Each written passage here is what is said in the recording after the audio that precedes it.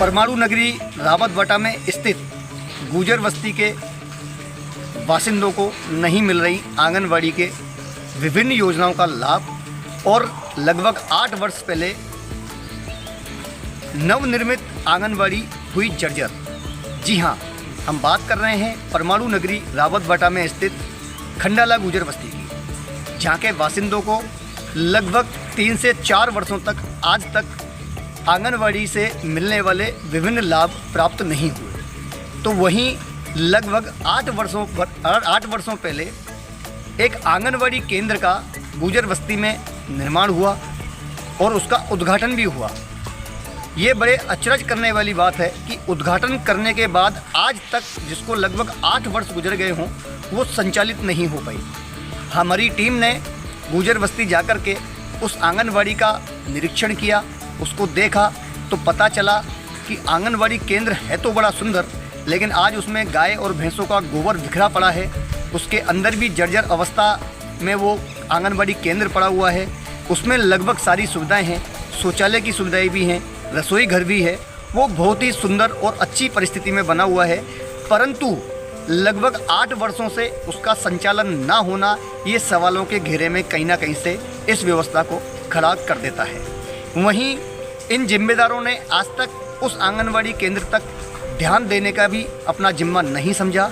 जब वहां जाकर के देखा जाता है तो पता चलता है कि शायद सरकारी पैसा इस प्रकार लुटाया जा रहा है जैसे बहती गंगा में हर कोई हाथ धो रहा हो। अर्थात कुल मिलाकर के वहाँ के बासिंदों का स्पष्ट कहना है कि पिछले 3-4 वर्षों से इस आंगनवाड़ी केंद्र पर ना तो कोई देखने आया, ना ही राज्य सरकार या केंद्र सरकार की बहुमूल्य योजनाओं का वहाँ के लोगों को लाभ मिला। यहाँ तक कि पोषाहार जैसी सुविधाओं से वो लोग आज तक वंचित हैं। वहाँ के लोगों ने बताया लगभग 8 वर्षों से वहाँ पे पोषाहार की सुविधाएं नहीं मिली।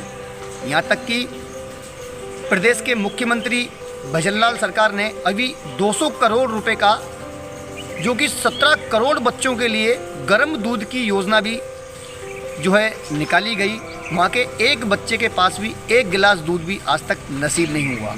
अब सवाल ये उठता है कि ये सत्ता, ये व्यवस्था और यहाँ के जिम्मेदार लोग आखिर ये कैसे कागज़ों के अंदर इस चीज़ को मेंटेन कर देते हैं। कागज़ों में ये चीज़ बहुत सुंदरता से लिखी जाती है कि कहाँ पर किस जगह पर कौन कौन सी हमारी योजनाएं पहुँची हैं, लेकिन जैसे ही धरातल पर उतर कर देखा जाता है तो शायद इस गुजर बस्ती के किसी भी परिवार के सदस्य को इस चीज़ का लाभ नहीं मिला। धर्मा नाम है। काका जी, अपने यहाँ गांव में आंगनवाड़ी जो केंद्र है वो अभी सरकार की योजनाएं चल रही हैं, तो मैं जानना चाहता हूँ कि जैसे आपके यहाँ आंगनवाड़ी में जैसे पोषाहार की सुविधाएं हैं, तो क्या पोषाहार समय समय पर मिलता है बच्चों को? नहीं मिलता। आंगनवाड़ी खुली हुई है कि बंद है? बंद है। लगभग कितना समय हो गया? आंगनवाड़ी को 8-10 साल हो गए। 8-10 साल से मतलब खुली? हाँ, जैसे साहब आए थे उससे उन्होंने बनवाई, वो बनवाई जो बनवाई, तो उसके बाद खुली? उसको खुली नहीं। अच्छा, मेरा नाम दिनेश है। दिनेश जी, ये अपन आंगनवाड़ी में खड़े हैं, तो कुछ इसका बताएंगे आप, जो कब बनी, कैसे बनी और चालू है क्या नहीं है, क्या है मामला? ये आंगनबाड़ी जब विदुड़ी साहब आए थे स्टार्टिंग में, तब मतलब उन्हों के हाथ का मुहूर्त है। उसके बाद ना तो यहाँ कुछ हुआ है, ना कोई बात, ना चालू है। कितने साल हो गए लगभग? इसको लगभग हो गए होंगे साहब, जब साहब आए मतलब 8-10 साल हो गए होंगे। 8-10 साल से संचालित नहीं है। अच्छा, यहाँ बच्चों को पोषाहार वगैरह की क्या व्यवस्था है? पोषाहार वगैरह कुछ नहीं है यहाँ पे। कितने साल हो गए? यही कोई 3 या 4 साल।